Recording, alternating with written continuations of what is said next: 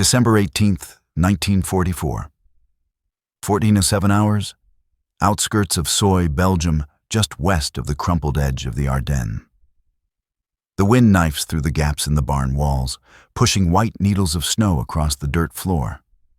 Private James Ror, age 24, 2nd Battalion, 517th Parachute Infantry Regiment, presses his back against a wooden support beam and forces a slow breath out into the frigid air.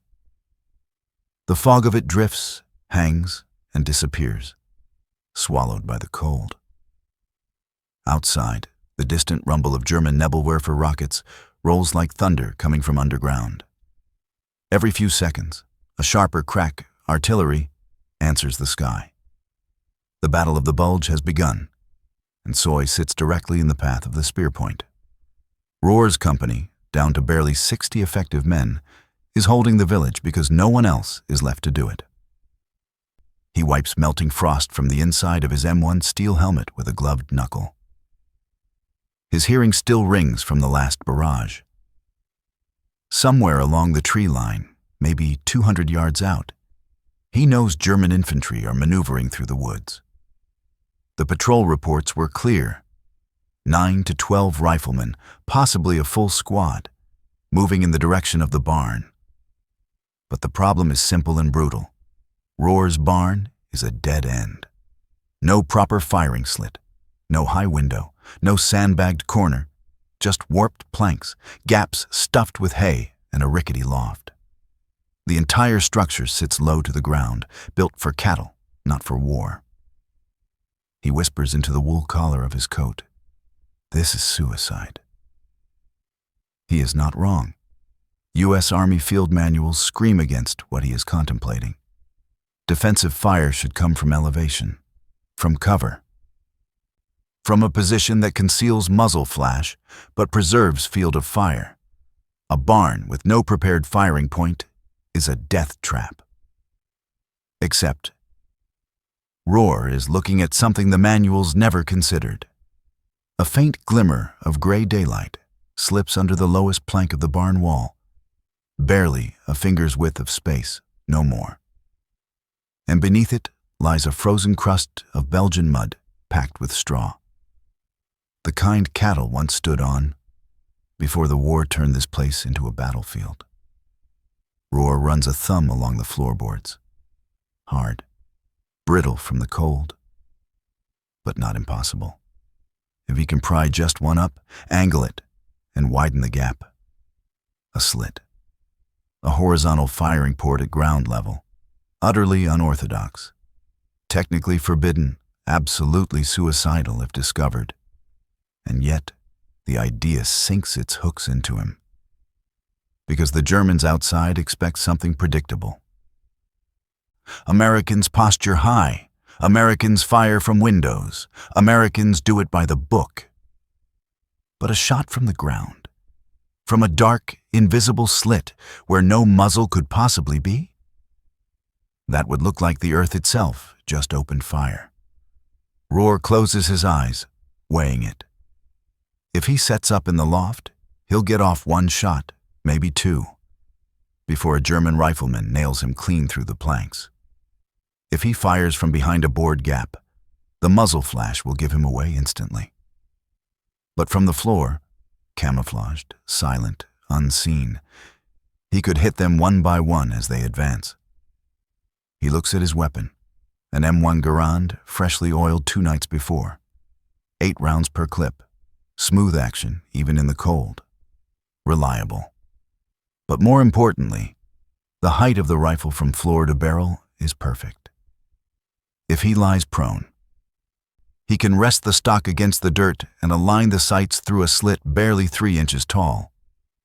Jesus, he mutters, this is insane. He glances behind him. His squad leader, Sergeant Vernon Hale, waits outside with the remaining men of 2nd Platoon, guarding the crossroads. They're counting on this barn to hold the left flank. If Ror can delay the enemy even minutes, it could mean the difference between being overrun or holding the line. Ror grips the entrenching tool strapped to his belt. The metal is ice cold through his glove. He kneels, presses the tip against the seam between two floorboards, taps gently, listening for the hollow echo from underneath. Crack. The board budges. He glances again toward the woods. The wind carries faint German voices. Soft, clipped, coordinated. Getting closer. Ror wedges the tool deeper. Pushes harder. The plank lifts. He slides it aside, revealing a patch of frozen earth. The slit beneath the barn wall is now roughly 5 inches high. Perfect. He tests it by laying prone, aiming the garand toward the gap. The sight picture is narrow, but he can see the shape of trees and drifting snow. He adjusts the angle of the barrel until it rests flush with the dirt. No glare. No silhouette. Invisible. He allows himself one whisper. This could work. A shadow moves at the edge of the tree line. Then another. The Germans are coming. Ror slides the board fully clear, steadies his breathing, and places his first clip beside his elbow on the dirt. Then he lowers his cheek to the stock, aligns his sights with the thin world outside, and becomes completely still. The cattle shed sniper's Slit, his forbidden invention, is ready. December 18th, 1944. 14:11 hours. Soy, Belgium. The world outside the cattle shed is a palette of gray and white. Snow drifting sideways, pine boughs sagging under frost, distant muzzle flashes winking like dying stars. Private James Ror lies flat on his stomach, his elbows pressed into frozen earth that smells faintly of manure and old hay. The soles of his boots touch the rear wall. Every muscle in his body is coiled tight enough to snap. Through the slit, the forest edge ripples with movement. Dark shapes shuffle among the trees, slow and cautious, like wolves circling a wounded animal. Ror knows what they are doing. The Germans are scouting for firing points. They expect Americans inside this barn. They expect muzzle flashes from shoulder height, from the loft, from the window near the hayloft ladder. But they will not expect this. Ror's breath fogs across the stock, then clears. He tightens his jaw. His right hand grips the trigger with a trembling patience. A German corporal steps into view. The man is bundled in a field gray greatcoat with a woolen scarf knotted high on his neck. A Carabiner 98K rifle hangs from his sling. He turns slightly, scanning the barn facade. His eyes pass over the slit without even slowing. Ror watches him adjust his grip, stamp snow from his boots, and raise his hand to signal the men behind him. Ror exhales slowly. He lets the crosshairs settle on the corporal's sternum. His heartbeat feels like artillery going off inside his ribs. Crack. The garand erupts inside the barn. Loud, metallic, thunderous. And yet the muzzle flash is swallowed entirely by the darkness of the slit. Outside, the corporal's body folds backward as if someone jerked a hook behind his spine. Snow kicks up around him. Ror ejects the casing, lets the rifle settle back into the groove. Listens. The Germans freeze. He can see them through the grainy vignette of the firing slit. Helmets dipping low, rifles lifting, men flattening themselves behind trees. But none of them fire. None of them run for cover behind the barn. None of them identify where the shot came from, because the angle makes no sense. Ror can almost hear their confusion muttered through the wind. Von unten, zu niedrig, unmöglich. From below, too low, impossible. He chambers another round and waits. A second German, a young private, maybe 18, breaks cover. Crouching, rifle aimed at the barn's upper planks. His barrel tracks left to right, methodical. He's searching the windows. Wrong place, Ror thinks. He fires. Crack. The bullet takes the private just below the collarbone. He collapses onto his side, legs twitching in the snow. The remaining Germans scatter behind a shattered fir tree, shouting commands that blur into the wind. Ror reloads, sliding in another clip, and listens to the empty ping of the ejected en-bloc clip, skipping away across the dirt floor, bouncing once, then disappearing under a bale of hay. He forces his breathing slow. 2 down. The others are panicking. A German sergeant emerges behind a tree trunk, shouting whether the shot came from the left barn window. His hand sweeps toward the rafters. Ror can see the man's profile, icy breath swirling from his mouth. He waits for him to lean a few inches further. Waits until the barrel of the sergeant's MP40 protrudes slightly beyond the tree line. Crack. The sergeant slams backward into the snow, boots kicking, coat flaring open like a torn curtain. 3. Outside, the squad loses its rhythm. Men who moments ago moved like trained infantry now huddle behind whatever scraps of cover they can find. One drops prone and opens fire on the barn's upper slats, shredding wood into splinters that rain down around Ror.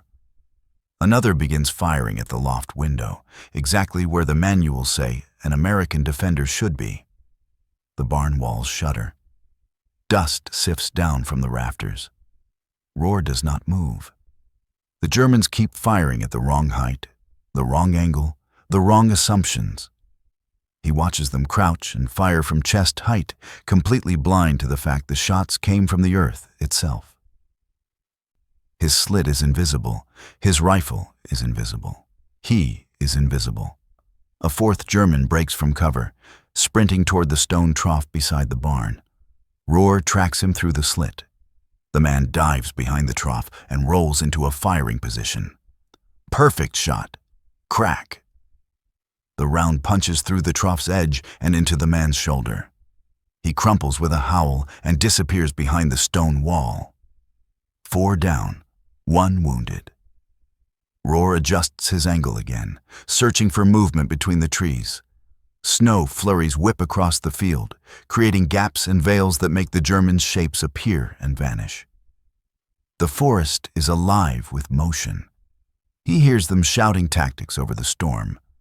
Flanke rechts, vorwärts, vorsichtig, Deckung, Deckung.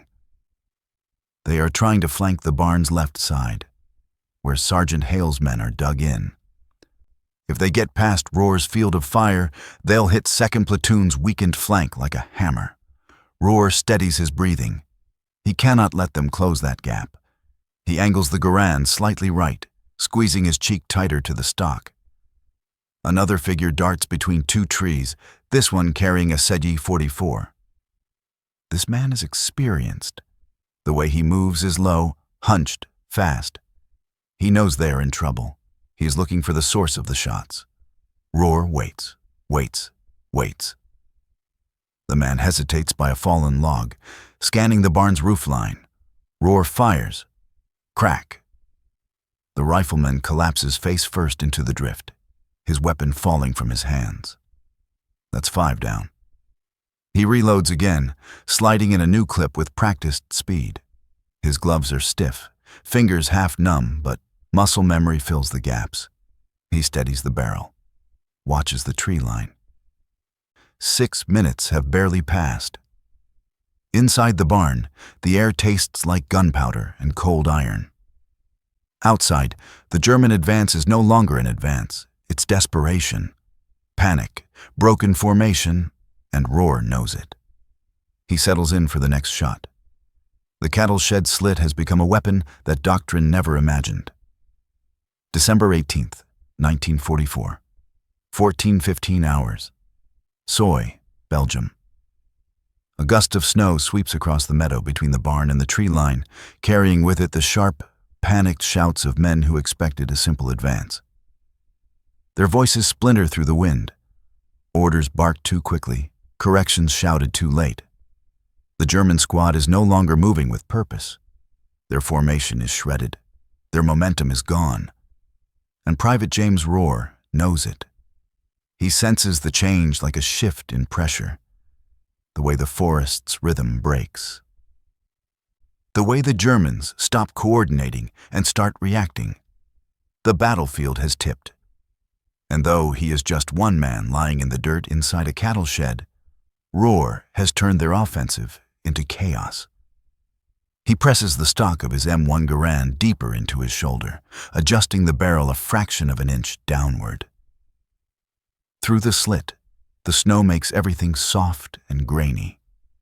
Shadows elongated, branches trembling under the weight of frost.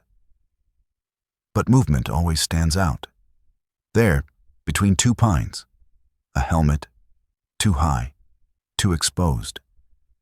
Ror inhales, holds, and lets the world narrow to the width of his firing slit. Crack! A German rifleman snaps backward, his helmet flying off as he collapses behind a mound of churned snow. 6. But Ror doesn't savor it. He shifts immediately, scanning left. Another soldier sprints from tree cover, knees pumping high through the drifts, rifle slung over his chest. His breath explodes into white plumes as he runs, desperate to reach the stone wall flanking the barn. He's fast. Ror tracks him. The crosshairs wobble for half a heartbeat. Ror waits, just long enough for the man's right foot to plant. Crack. The man tumbles sideways, momentum carrying him into a roll that ends face down in the snow. 7. The clip inside Ror's Garand rattles. 2 rounds left. The barn suddenly shakes, hard.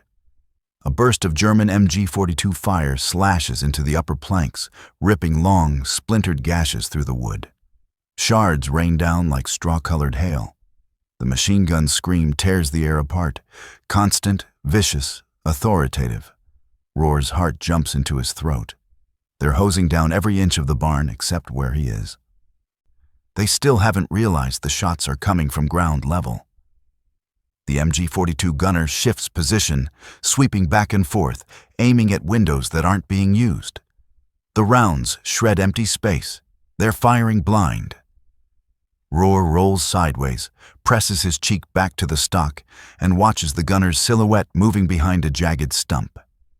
He can see the muzzle flare through the layers of drifting snow, bright, rhythmic, deadly. He exhales. Crack. The MG-42 goes silent.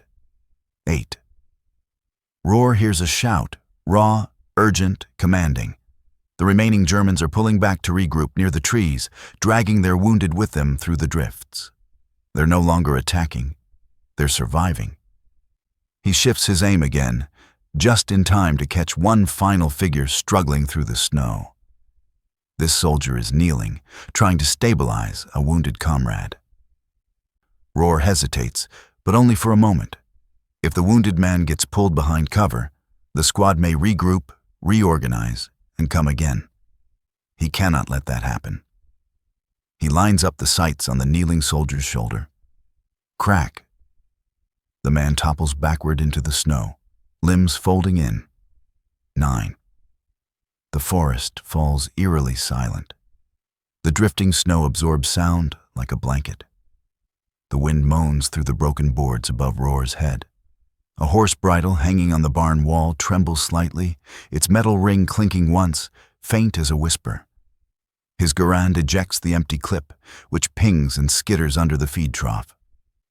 Ror stays prone, waits, listens. Nothing moves. The Germans who survived, the 2 he wounded, the 1 he grazed, are crawling, dragging themselves, retreating deeper into the woods. Their attack is over. Their morale is shattered. An entire advance halted by a firing point so unconventional that they never even understood what hit them. Inside the barn, Ror's breath shakes in his chest. He hadn't realized he was trembling until now. He slowly pushes himself onto an elbow, careful not to disturb the slit or leave footprints. His hands are numb. His spine aches from lying on frozen earth. But he does not move from cover. He knows better. Unexpected vantage points only work as long as they remain unknown. Outside, shapes flicker in the snow. His own men. 2 paratroopers from Hale's platoon dash across the field, taking up positions behind a stone fence. They're checking the German casualties, confirming the retreat. One of them glances toward the barn, brow furrowed. They have no clue how Ror did it. Ror breathes, "Thank God." Barely audible. But his relief is short-lived, because footsteps crunch against the snow behind the barn wall, heavy, deliberate, controlled. Someone approaches the rear entrance, moving with the quiet precision of a man who's spent years in combat. Sergeant Vernon Hale. The latch lifts, the door pushes open. Cold air gusts inside. Hale steps in, eyes adjusting to the dim barn interior. He looks at Ror, lying prone, rifle in hand, dirt smeared across his uniform, breathing like he just sprinted a mile uphill. Then Hale sees it. The floorboard, the firing slit, the angle, the cleared patch of earth. For a moment, Hale says nothing. He just stands there, the snow melting in his beard, processing what he's looking at, something no manual ever mentioned, something no American soldier had ever been taught to do. Something astonishing. Finally, he lets out a quiet breath and mutters, "Ror, what in God's name did you just do?" Ror doesn't answer. He doesn't have to. Hale kneels beside him, peers through the slit, and whispers, This changes everything." He's right, it will. But the consequences, both awe and controversy, are still waiting beyond the horizon. December 18th, 1944, 14 to 32 hours, Soy, Belgium. The firefight is over, but the tension inside the cattle shed hasn't lifted. Sergeant Vernon Hale crouches beside the floor-level slit, the freezing wind cutting across his face as he studies the impossible angle. He presses 2 fingers to the edge of the lifted floorboard, testing how it fits, how it pivots, how Ror must have pried it up in silence. He shakes his head, half in disbelief, half in admiration. "You did this lying on your damn belly?" he asks. Ror nods, still catching his breath. "Couldn't shoot from anywhere else. They'd have nailed me clean through the boards." Hale lets out a low whistle. "Son, you just put down 9 krauts in 6 minutes with a slit I wouldn't have noticed if I'd slept in this barn." The compliment lands, but Ror doesn't respond. He's staring at the ground, hands trembling around his rifle. The adrenaline is wearing off. The cold is crashing back in. And under the surface is the strange, creeping weight of what he's done. Killing 9 men. Fast, efficiently, without them ever seeing him. Victory, yes. But it leaves a taste he can't quite swallow. Outside, the wind picks up, swirling snow through gaps in the barn walls. Hale rises to his feet. "Get up," he says softly. "On your feet. Captain Jensen needs to hear about this. And the boys need to know who stopped those bastards from breaking our flank." Ror pushes himself upright, boots crunching on frozen straw. His legs shake from lying prone too long. He slings his rifle, gathers his spent clips, and follows Hale toward the door. The light outside stings his eyes. American paratroopers from 2nd Platoon are spread across the field, checking bodies, retrieving weapons, repositioning in case of a second push. A medic kneels beside a wounded German, wrapping his arm while murmuring something meant to be reassuring. War is strange that way. Cruelty and compassion sharing the same ground. As Ror steps out, several men glance at him. One of them, Corporal Tate, calls out, "Hey, was it you? You doing all that shooting?" Ror looks down at the snow. Tate doesn't wait for an answer. "Hell," he laughs. "I thought there were 3 guys in that barn." Hale lifts a hand. It was one. This one. A ripple moves through the line. Impressed whistles, murmurs of disbelief, even a few pats on Ror's back as he walks past. But Captain Leonard Jensen, commander of Company F, doesn't smile. He stands near the crossroads with a map case under his arm, watching Ror approach with a mixture of curiosity and concern. A disciplined man, broad-shouldered, clean-shaven even in the chaos of the Ardennes. The kind who sees rules not as guidelines, but lifelines. When Ror reaches him, Jensen wastes no time. "Sergeant Hale tells me you used a floor-level firing position." Ror stiffens. "Yes, sir." "A cattle shed slit?" "Yes, sir." "Unauthorized modification to a defensive structure?" Ror swallows, the cold stinging his throat. "Sir, the barn had no vantage point, no window, no elevation. And you took out an entire German advance by yourself." Jensen interrupts. Ror hesitates. "I don't know about—" "Don't be modest," Hale cuts in. "He killed 9 men, broke their attack before it ever reached us." Jensen's jaw tightens. "Private," he says slowly, "what you did was effective. No one's denying that." Ror nods cautiously. "But it also violates every single doctrine we've ever trained on." Hale bristles. "Leonard, he saved the platoon." "That's not the question," Jensen says. "The question is whether we want men improvising firing points that can collapse a structure, expose their position, or get them killed in 20 other ways." Ror doesn't speak. He watches the captain walk into the barn, examining the slit, the floorboard, the angle. Jensen kneels, measures the height with his hand, tilts his head to see the field of fire. He is quiet for nearly a full minute. Finally, he rises and turns to Hale. "This goes in the log," Jensen says. "Every detail. I'll have division review it. Maybe someone decides it's genius. Maybe someone decides it's reckless." Hale frowns. "And until then, we don't teach it. Not officially. Not yet. But unofficially, word spreads faster than doctrine." That night, soldiers drift into the barn in 1s and 2s, crouching to study the slit. Some tap the floorboards. Others lie prone to test the angle. A few shake their heads in awe.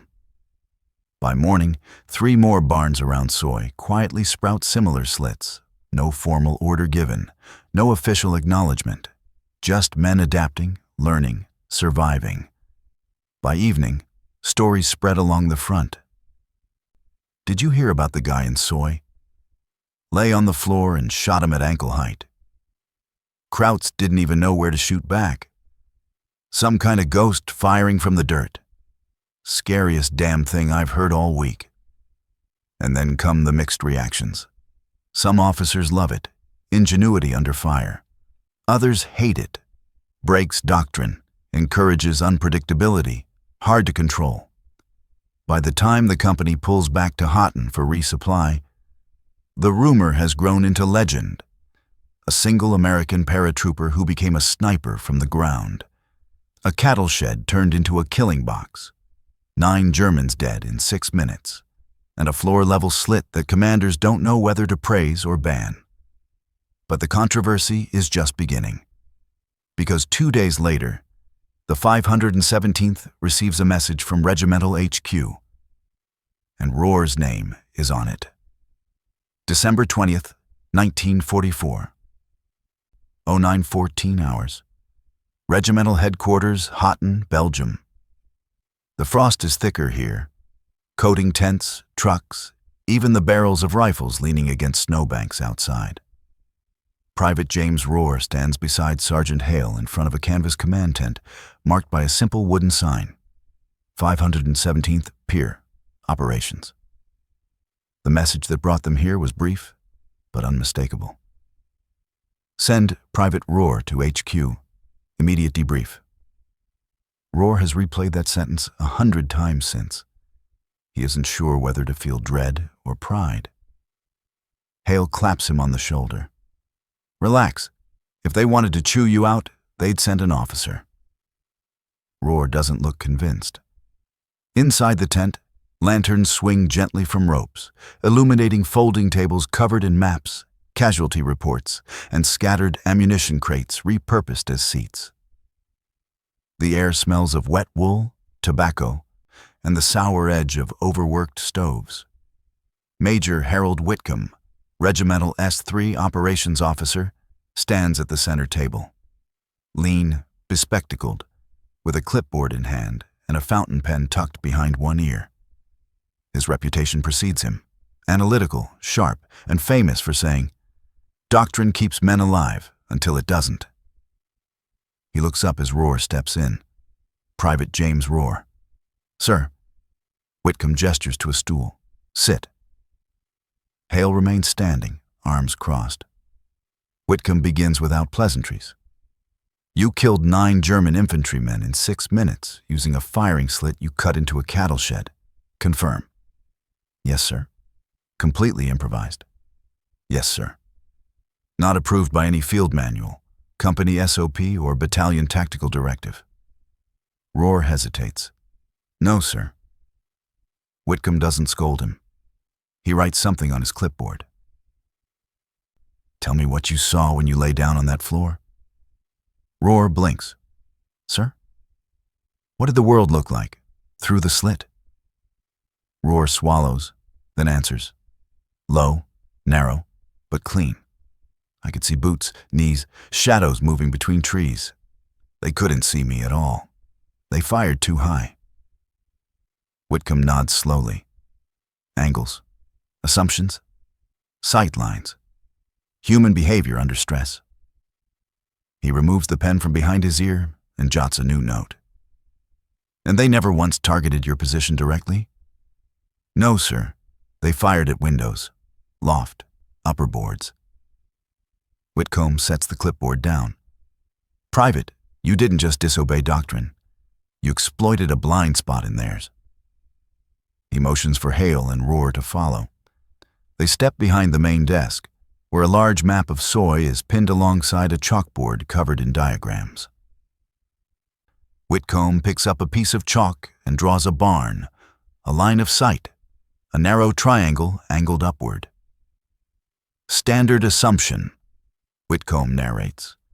"Americans defend from elevation. Germans fire accordingly." He draws a second triangle, this one barely above the ground. "What you did collapses their expectations. A low-angle firing position splits their formation, confuses their aim, and forces them to identify a threat that does not match any tactical profile they've trained on." He circles the lower triangle. "This," Whitcomb says, "is new." Hale smirks. "Told you it was genius." Whitcomb ignores the comment. He turns to Ror. "You used a civilian structure. Minimal noise, minimal exposure, maximum disruption. Every platoon around Soy is trying to replicate your method." Ror shifts in his seat. "Sir, I wasn't trying to create anything. I just didn't want to die." "That," Whitcomb says, "is how half of military innovation happens." He narrows his eyes, studying Ror the way one might study a blueprint. But there are problems. Ror tenses. 1. Structural integrity. You weaken floors. 2. Ricochet risk is higher at shallow angles. 3. It encourages improvisation without oversight. Ror nods. He expected these. Whitcomb taps his clipboard. And 4. Sniping from floor level is terrifying. Ror looks up. "Sir? Think like the enemy. You're advancing, expecting fire from windows, and instead your men drop from shots that seem to come from the earth itself. No muzzle flash, no angle, no pattern." Whitcomb steps closer.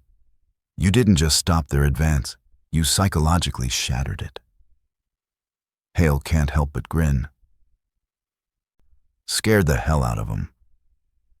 Whitcomb sets the chalk down and folds his arms behind his back. "Private, I'm assigning you to a doctrinal review team." Ror freezes. "Sir, I'm not anything special. I'm just a rifleman." Whitcomb shakes his head. You're the first American soldier documented to effectively use a floor-level stealth slit. You demonstrated something we overlooked. The battlefield isn't just horizontal and vertical. It's irregular, asymmetric, psychological. He hands Ror a folder thick with handwritten reports. Inside are sketches of the barn, enemy casualty maps, and transcriptions of after-action interviews. At the top is the title, Preliminary Assessment, Low-Angle Concealed Engagement Points, LACEPs. Ror stares at it, stunned. Whitcomb continues. We're going to test your method in multiple units. We'll formalize guidelines. We'll study risks, advantages, angles, everything. You don't need to write manuals. You just need to show us what you saw that day. Ror breathes. I don't know if I can teach it. Whitcomb's tone softens. You don't teach what you did. He taps the folder. You teach why it worked. Outside, the wind whistles against the tent. Boots crunch in the snow. Distant artillery thumps against the horizon. Whitcomb turns back toward his maps. One last thing, Private. Ror straightens. Sir? Doctrine is written by people who weren't there. You were. He looks Ror directly in the eyes. You changed something. Don't downplay it. Hale claps Ror on the back again. Told you this'd be worth the walk. As they leave the tent, Ror steps into the biting cold air, feeling something he didn't expect. Not pride, not fear, but a quiet understanding that what happened in that cattle shed was no longer just a moment in battle. It was now a blueprint. For stealth, for survival, for a new kind of American ingenuity born in the snow of the Ardennes. And long after the war ends, snipers, infantrymen, and instructors will still whisper about the day a quiet paratrooper lay down on a barn floor, cut a slit forbidden by doctrine, and rewrote the rules with 9 rifle shots.